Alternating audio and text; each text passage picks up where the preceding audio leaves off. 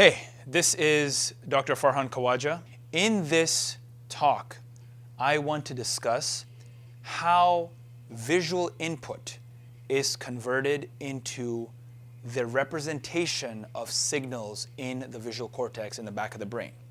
So essentially what happens is when you look at an object and light enters the retina, those signals travel from retinal cells to the back of the brain, which is the visual cortex, or V1.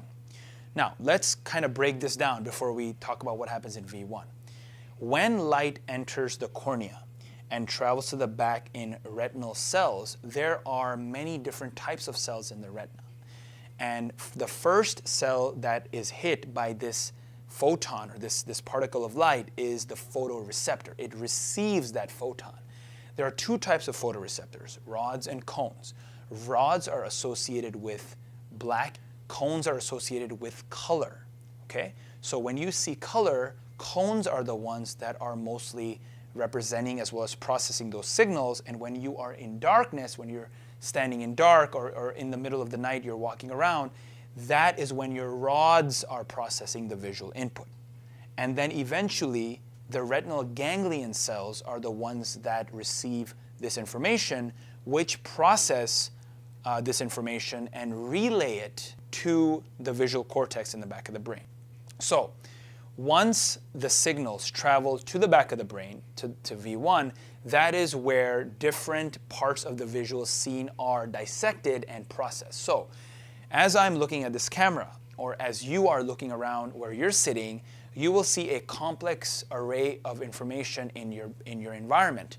You will see circles, you will see squares, you will see corners, you will see light, you will see dark. The way it works is V1 processes the edges of the visual environment. So for example, if you see a corner of your laptop, or if you see a camera, you see different things which have edges, V1 has neurons that are selective for specific orientations of lines. So for example, if a V1 cell, let's say, is selective or prefers a horizontal line.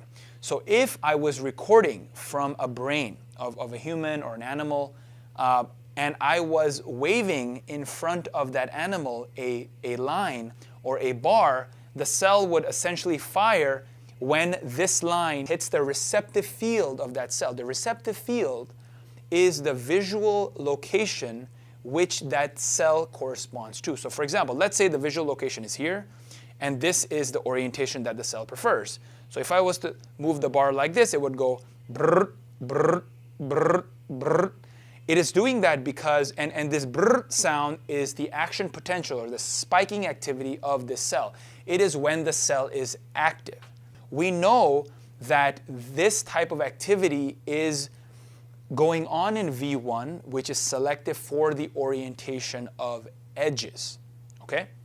Now, V1 is more complex. V1 also has cells that prefer the direction of edges. So those are known as end-stop cells. They're called end-stop cells because they respond to corners of edges.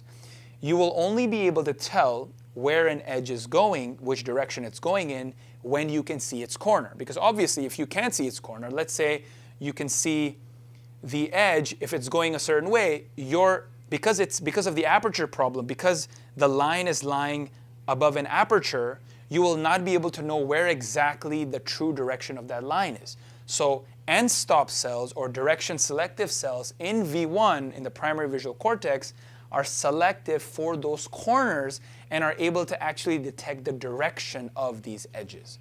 So that is the difference between the simple cells as well as the more complex cells, or the end-stop cells of the primary visual cortex. This is Dr. Farhan Khawaja. Thank you for listening.